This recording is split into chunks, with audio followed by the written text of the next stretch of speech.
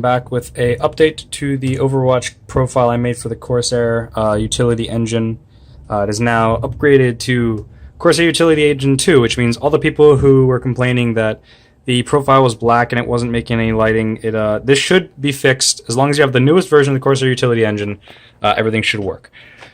Just a brief overview of how this thing works in case you forgot or you missed it from before. This is the default profile when you start the game. And right here, the home button you'll see is white. It's going to be like this across all profiles. And this is going to be your hero selection key. So when you select a hero, you press that, and it'll bring you to this. Now, all along here, you see different colored buttons. Each of these will bring you to a profile for the hero that you select.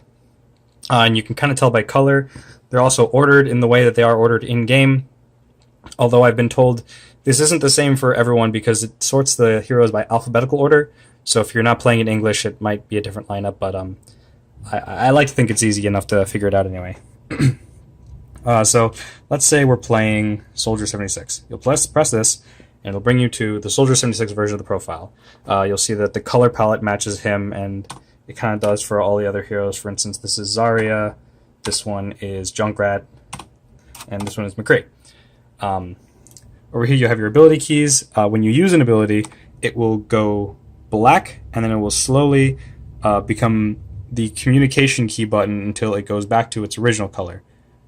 Any second now. I probably shouldn't have picked something so long. There we go. That is the same amount of time that it takes the ability to come off cooldown in-game if the ability has a cooldown or something like that. So that was McCree's stun grenade, and it was on cooldown for the same amount of time. If it's something that has a duration, for instance, May's ice block, right? It will go pure white for the duration the ability lasts. So like this is May in her ice block right now. And then when it ends, it will start coming off of cooldown like that. And it'll work just like anything else. Let's pick Zenyatta. You'll notice Zenyatta also has something special with his Discord key being purple and his Harmony key being yellow. If the ultimate has a duration, it will flash the communication key button during the duration of the ultimate. However, it won't go on cooldown because obviously the cooldown of your ultimate is dependent on how good you are, so there's no way to track that in the keyboard itself. Some little flares. You already saw the thing that Zenyatta does. Lucio has his shift key will change color depending on which song he's playing. Bastion will change color depending on which mode he's in, and stuff like that. Some things are different from the old version of the profile. Moving this over to Corsair Utility Engine 2, I had to make some changes, and unfortunately a lot of the visual effects that I did with the last version of the profile are no longer possible. So you will notice, like I said with Lucio, there's no longer like a wave effect, it just kind of switches back and forth. And with Bastion there's no wave effect. Hanzo is now missing the thing. It had like a ripple effect that's no longer there. Generally, it kind of sucks now, but this is what we have to use. But other than that, everything should be updated. I've included the new heroes up to Doomfist, and as new heroes come out, I'll be updating this. I may change the way this selection screen looks because it's getting kind of cramped, and if they add another defense or offense hero, I'm going to have to just change it to all these 4 rows. But other than that, the profile is looking good, and it is all updated, so everything should be all right. Okay, so I'm going to go over some stuff on how to install it, because it's a little bit different than last time. First thing first, you're going to get the zip file. The download link for that is in the description of the video, but it's a zip file, so the first thing you want to do is extract it to this folder. Inside you're going to find all these different files. Corsair Utility Engine 2 doesn't actually let us package everything into one anymore, so we're going to have a different profile for every different hero, but it's not that big of a deal. Anyway, then you're going to open up Corsair Utility Engine 2. It might look a little bit different than mine, but you're going to go to here. This is the import-export menu. You're going to hit import, go to browse, select the profile you want. The important ones are Overwatch and hero selection. Those are the most critical ones, but you're probably going to want to install all of them too. Then you're just going to hit open, hit import, and it should import it up. I'm going to delete it because I already have it.